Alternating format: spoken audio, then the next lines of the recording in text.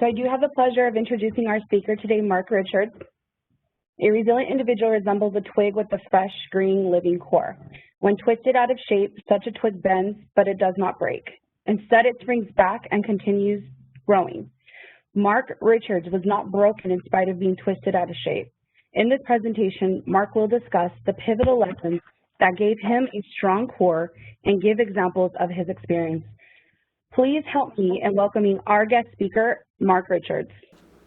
I would bet that you've never thought about having a major life challenge. It's so hard to contemplate something like that. What with all the bills to pay, work challenges, perhaps kids to raise, and the like. I never did. It wasn't until I became disabled that I even knew or met anyone with a disability. It just wasn't part of my consciousness. It never occurred to me how I would handle becoming disabled. You are most likely a very healthy person moving along a straight path in your life. In 1998, that was me, just going through the motions. And then wham! I was hit with a major life trauma that altered the course of my life. In Mark, what follows is a three-part story. In Mark 1.0, you'll hear about the 4 major life lessons that I learned while growing up. In Mark 2.0, I'll describe the traumatic experience that altered the course of my life and how I deal with that on a regular basis. In Mark 3.0, you will learn how I have come to use resilience with what I still have to thrive. Today's presentation is about resilience. I've got a slightly different definition than was given at the beginning, and that is the capacity to recover quickly from difficulties. I want to add one more thing, and to thrive. If you recover, that's one thing, but if you just sit around and mull over what's going on, you're not doing anything. But when you thrive, when you're actually producing, when you're actually when you're living and you're being creative and you're doing things, now you're living.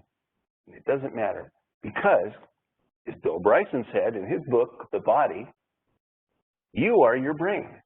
Everything else is scaffolding and plumbing.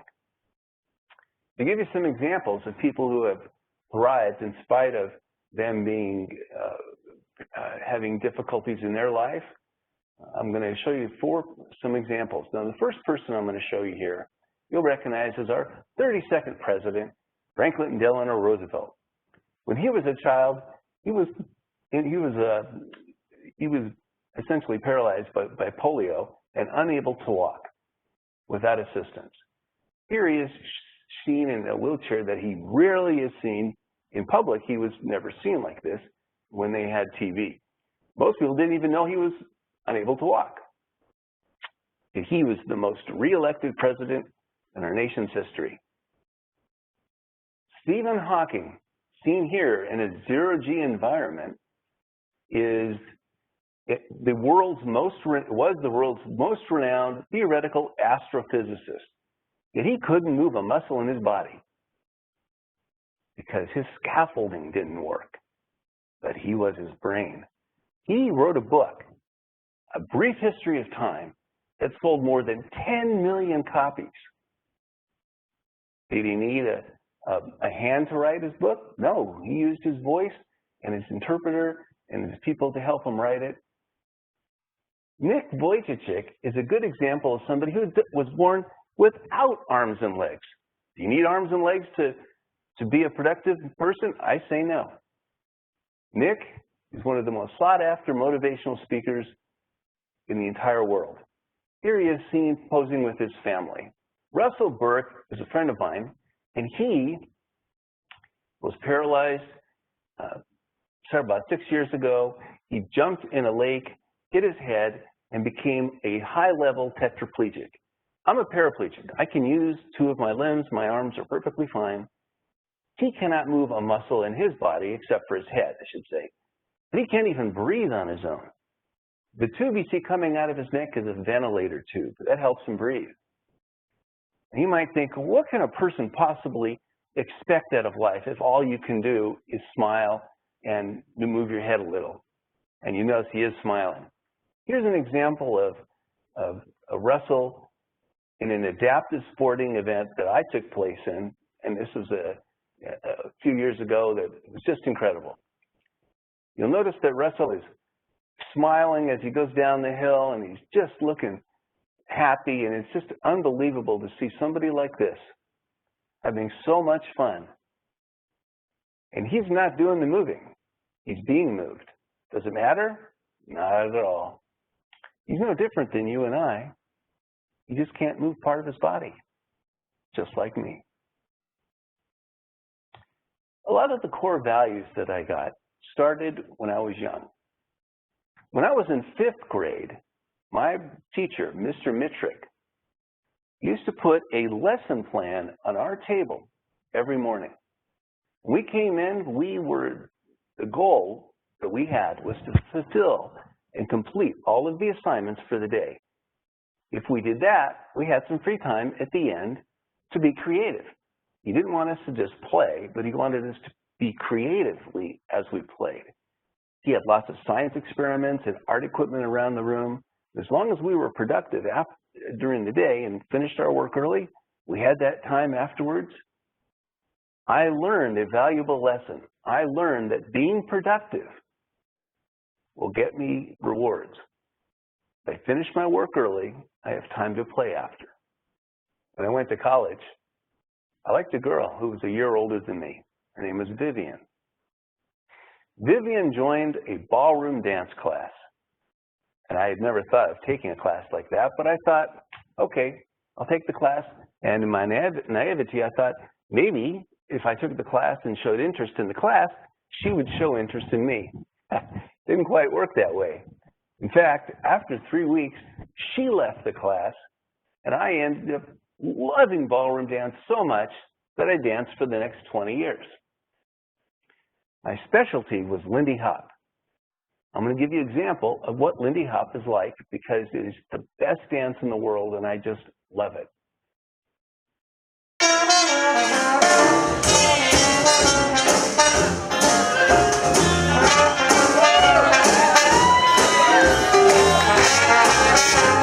Even though I can't do those moves, the music's still in me.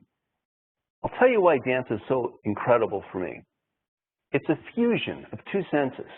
I'm listening to the music and I'm moving my body. The fusion of those two, the whole of that fusion is greater than the sum of its 2 parts. I learned that movement is an important part of my life and a core value that I always wanted to consider. I've been exercising ever since I was in college probably and before, and I've never given it up. Movement is very important to me and has made a big difference on how my life has gone. When I was in my early 20s, I had the great fortune to go to a Tony Robbins Ultimate Power Weekend. On Friday night of that weekend, we had what is called the Firewalk Experience. The workers laid out 20-foot-long rows of burning wood that turned into embers. Our goal was to go out there and take off our shoes and walk across this row of burning embers. That's right.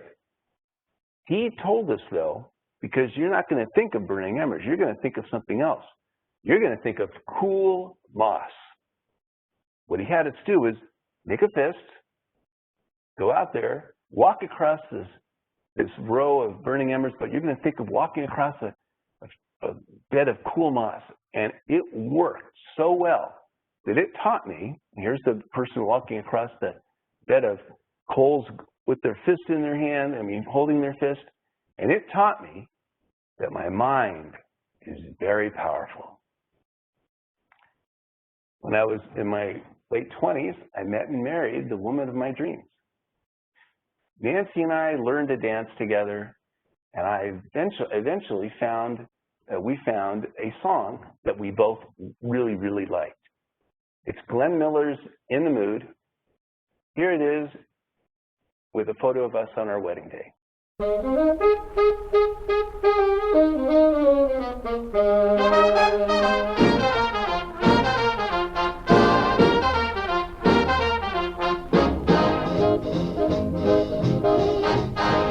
Being married and having been married for the last 30 years has taught me the value of commitment. During this learning period of commitment, I also happened to produce the two finest examples that I could ever imagine of people that I have raised into this world. My children are the best thing I've ever done. The values that I learned as a child, that of being productive, of keeping moving, keeping my body moving, because they say, if you're moving, they can't put you in the ground, of using my mind to control how I feel at any given moment, and of commitment to the core values that I've learned have helped me in my journey. Now, this is an example of what I call Mark 1.0. Mark 1.0 is my origin story. Mark 2.0 is then what happened to me next. In 1998, at the age of 38, January of that year, January 17th to be exact, I had a grand mal seizure. Came out of nowhere. And this grand mal seizure, what happens is your brain short circuits. What that means is it turns off. And 1 minute I was doing one thing, and the next minute I was in a hospital. It was a split second later. They determined that I had nothing going on. I was perfectly healthy. I was going to the gym. I was working. Everything was fine. No headaches, nothing. This came out of nowhere. 2 weeks later, they removed a golf ball-sized tumor out of the right frontal lobe of my brain. That is an area that affects two things that are primary to cognition. The first is something called executive function. That is the ordering of importance of things. And the best example I can come up with that I use on a regular basis is that of a recipe. Because you have to do certain things in a certain order, and if you do them right, you end up with a great meal or a great big dish or whatever it might be. I have challenges with recipes, but I work through them. The next thing that it affects is short-term memory. Ladies and gentlemen, if I ever do meet you, if I don't remember your name, it's not because I'm getting old. The next thing that happened is I went back to work after the surgery, and I was fine for the next 3 months. Everything was back to normal. Nobody could believe it. 3 days after surgery, back at work. In March of that year, they said that I needed to start on chemo. My wife was very, very strong and said, no radiation. So I started on the chemo, and I was supposed to take a course of 3 different medicines. When I started on the chemo, I misread the instructions were really, really bad. And instead of giving me 2 pills, they gave me a bottle filled with 20. Instead of taking 2 pills the first day and waiting 6 days, taking a different medicine on the 7th day, I ended up taking 2 pills every single day for the next 6 days. Essentially overdosing on in this really harmful, poisonous, rat poison type of medicine. They put me in the hospital in April of that year. I was under observation because they didn't know what was going to happen. On May 2nd of 1998, I woke up, my legs didn't work. Talk about a freakish experience. I want to have you follow along with me, if you would, as I show you what it's like to be paralyzed, because most people can't quite understand it. Please take your hand and extend your ring finger, and if you're left-handed, just reverse the image, and bend your knuckles down, and put your hand so the ring finger is extended on your knee, on your leg. When your hand is on your leg, press down. Now lift your ring finger. Can't do it, can you? That's how I feel when I think about moving my legs. Of course, I don't really think about moving my legs. They just move, right? When I'm moving my arms, I don't say, okay, arm move. It just moves. My legs don't move, and it feels just like that. It's not a good experience, is it? You have no idea what it's like to be like that, but forever. And that's okay. I've learned to live with it because this is Mark 2.0. Mark 2.0 is what happened to me. But I overcame Mark 2.0 with Mark 3.0. Mark 3.0 is what I did by taking all the core values that I had and applying them using the power of my mind and being productive and moving and being committed to overcoming all of this that was going on. Now, there is something that I do have to deal with on a regular basis. That's pain. It's a weird thing to have the kind of pain I do, but it has to do with sitting, the structure of my spine, and who knows what else. Ladies, for those of you who've had a child, you pretty much know what serious pain is. 2 years later, did you have another child, some of you? Yeah, maybe. Why? The pain was incredible. It was the worst pain of your life. I have to go through that kind of pain every day. And the pain that I have to deal with, the pain that I have to deal with is something like this.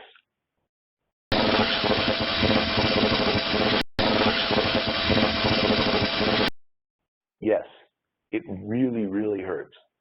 It affects me in my sides, and there's just really no way of getting around it. It happens pretty much every day. Right now, I couldn't tell you exactly what it feels. All I know is when it happens, it's the worst pain imaginable. There are 3 things that I can do that help relieve that pain. And in no particular order, the first one is laying down. When I wake up in the morning, I'm great. I'm good for several hours, and usually around around 12 or 1 or 2, I start feeling this pain coming on, and I lay down again, and it helps.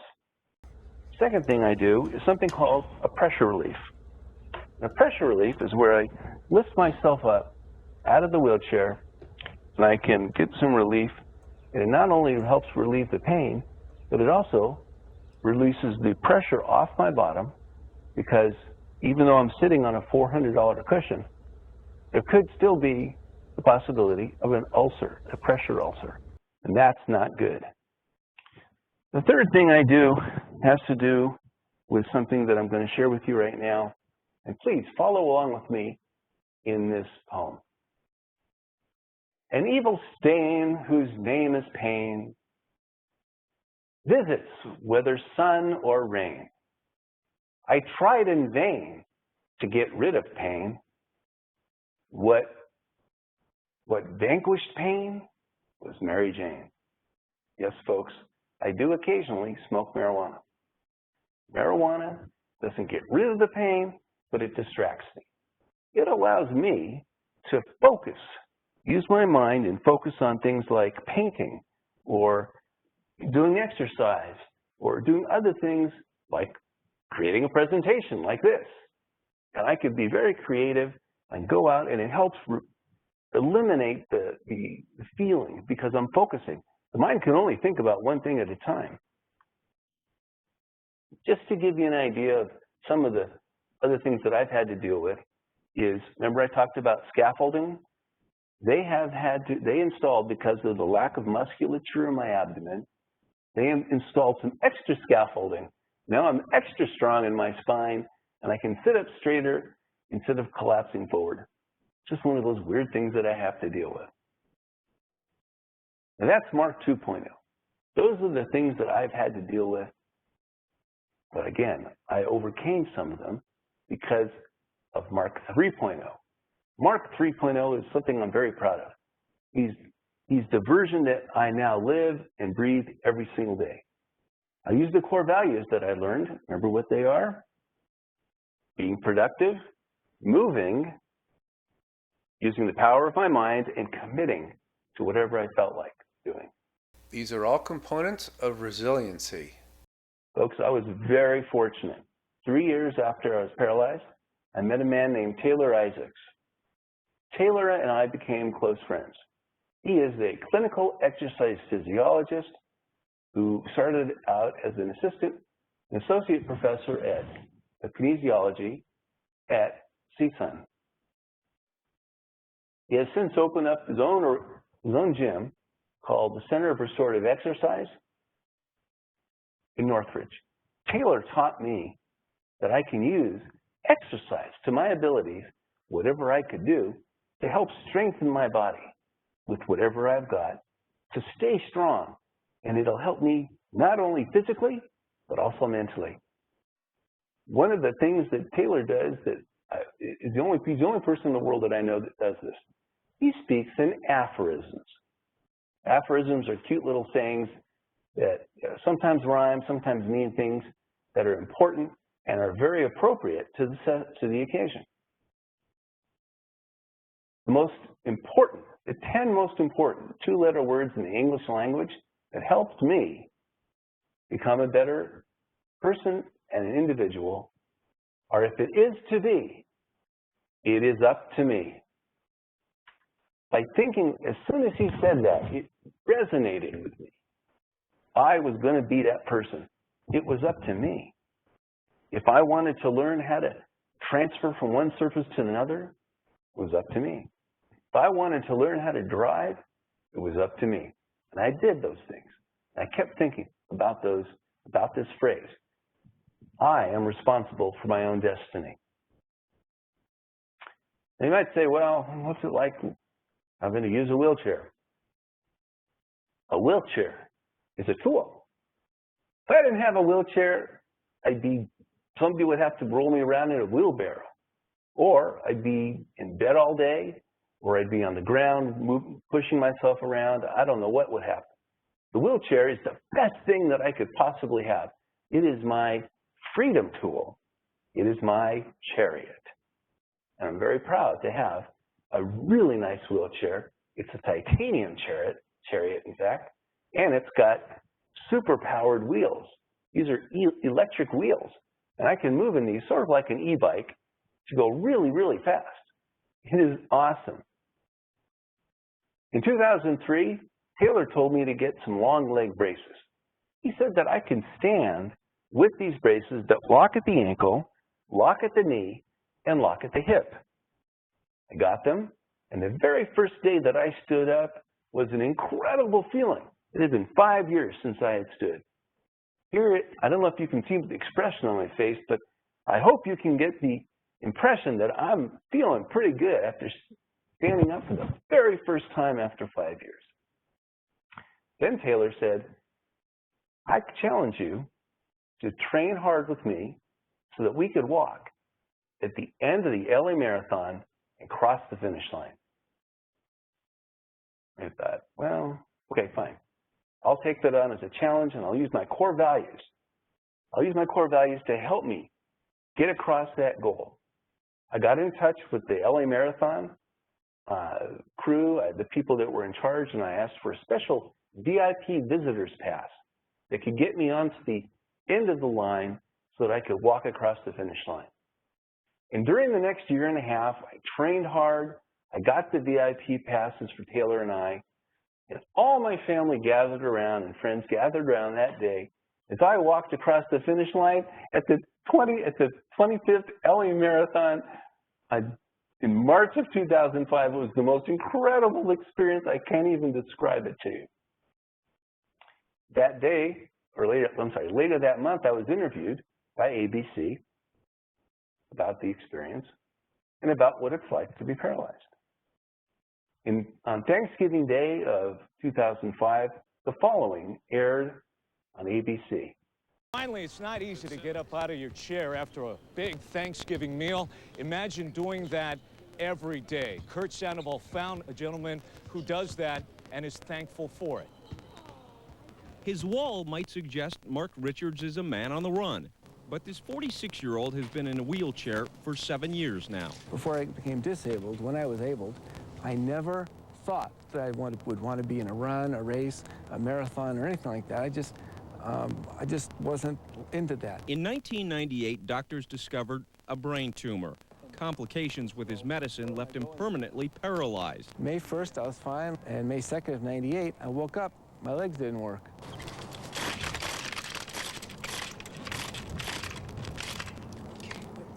As you can see, Richards won't let a chair keep him down. And when I stand up, it opens them up, and it makes me smile because it feels so good. His exercise physiologist introduced him to competition. This year, he saw 4 marathons. I'm walking. But Richards prefers to walk the final 400 feet or so, starting with the last LA Marathon. It was wonderful. It was an incredible experience. The most incredible experience of my entire life, probably. You know what? My life's not over. It's just different. And so I just have to deal with it. I mean, I'm still me. I'm still all here. It's just part of me doesn't work. 7 years past a death sentence, and you don't have to look very far to see what he's thankful for. Life, still here. Still here and moving forward. Kurt Sandoval, ABC 7 Eyewitness News. Well, folks, that was an incredible experience, and to see it actually air on ABC on Thanksgiving Day of that year was something else. Over the next few years, I kept competing in 5Ks, actually. And what I would do is I'd roll the 5K, and stand up and cross the finish line. When I crossed the finish line, I threw my forearm crutches up in a victory V, and I'd get cheers, and people would be clapping, and it was an incredible set of experiences. I competed in many, many 5Ks. And these are some of the medals that I've received over the years. You receive one of these when you cross the finish line. I got many of these. I probably competed in about 15, maybe even 20 of them. Here's another video. This is a video of me crossing the finish line, the Magic Mountain Marathon.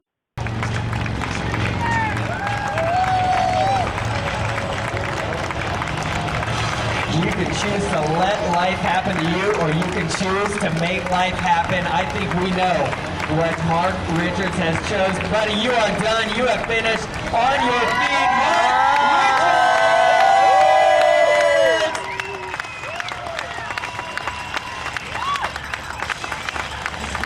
You can feel the warmth of that smile all the way back to the ocean. Congratulations, a fantastic finish. For Mark Richards in the 5K, a well-earned finisher's medal. A fantastic effort. That was an incredible experience, and that was how it was at almost every single one of the 5Ks I competed in. In 2011, 2 things happened that I'm very, very proud of. And the first is that Canine Companions for Independence gave me a service dog. His name is Logan, and it's just an incredible experience to have a dog like this. He's very well trained. He's just an incredible companion. Here he is seen right at the hospital that we volunteered at. We would go around and visit patients, help them put a smile on their face, and he's pushing the button that opens up the electronic doors because of a command that I gave him. Just an incredible experience to have this dog. And every day, he reminds me of the value of getting out of myself and focusing on another individual, because we always call him a furry person. The other thing that I did was join Toastmasters. After 5 years, I became a distinguished Toastmaster, and that means that I've reached the pinnacle of Toastmasters education and leadership training. They're a worldwide organization that helps people get better at public speaking and leadership. Did it matter that I'm a wheelchair user? Absolutely not. People look past that. Once they know you and they can see that you're speaking and you're professional at what you're doing, wheelchair is just, you might as well have a different pair of pants on. Doesn't really matter. To show you some of the things that I've been into and been doing over the last few years, here's some short videos. I went to Cambria with Logan, and this is what we did. People always ask me, well, don't you want to be walking? Wouldn't that be like something you'd want to do?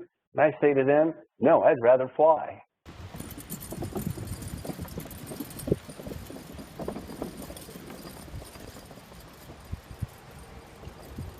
when I go swimming, it's a zero-G environment for me, and it is incredible. And I get so strong. I used to go twice a week, and it was really, really something. I can also do something like this, which is a lot of fun. This is an electric indoor go-kart racing setup. I also went snorkeling.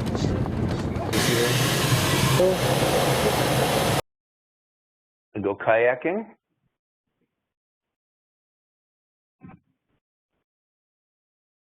Went rifle shooting in the national forest.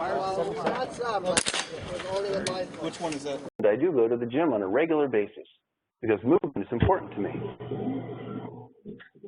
In addition to all of that, people kept telling me I should write a book about what my experiences have been and what I've been through.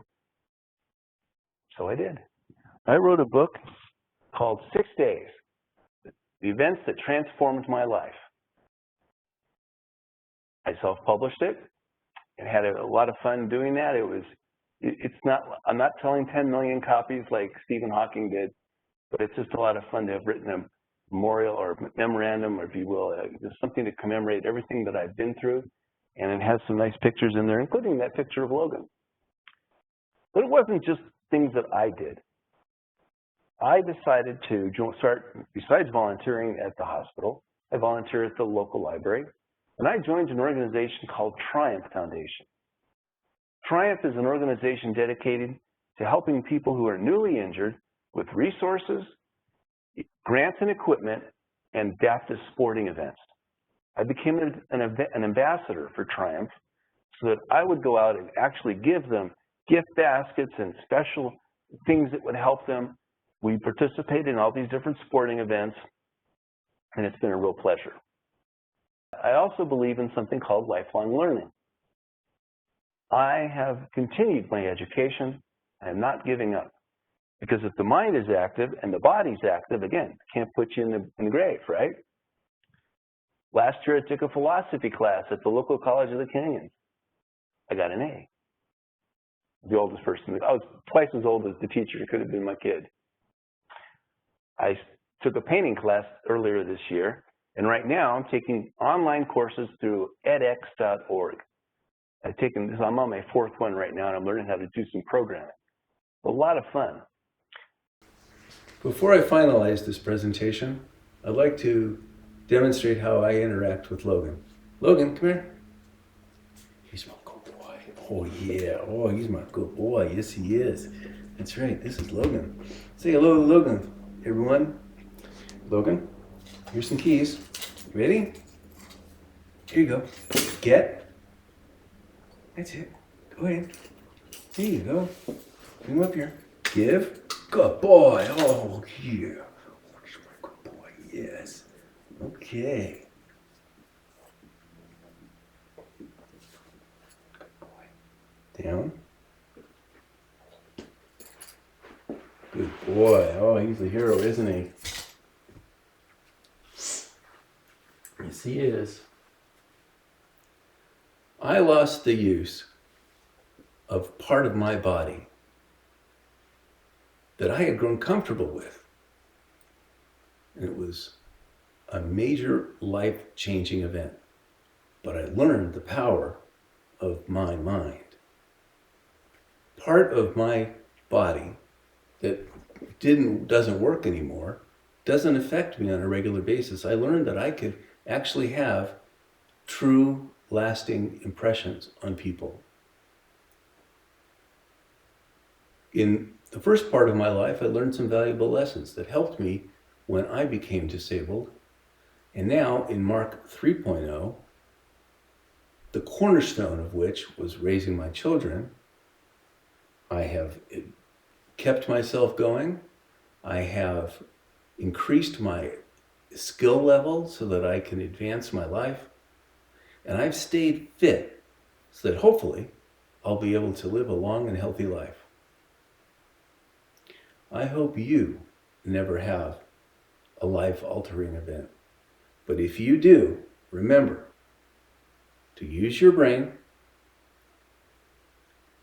stay resilient, and thrive. One of the most important parts of my life right now is doing a series of exercises, in particular Tai Chi, that keep me centered and help me relax during the day. I like to demonstrate the last move of 10 in a series of exercises called Tai Chi Gong while reciting the song of Tai Chi.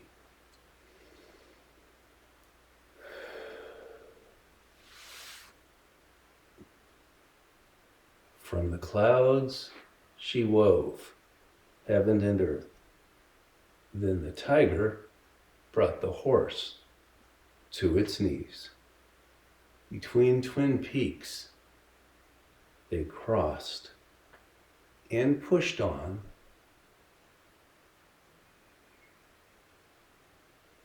to the end. The end.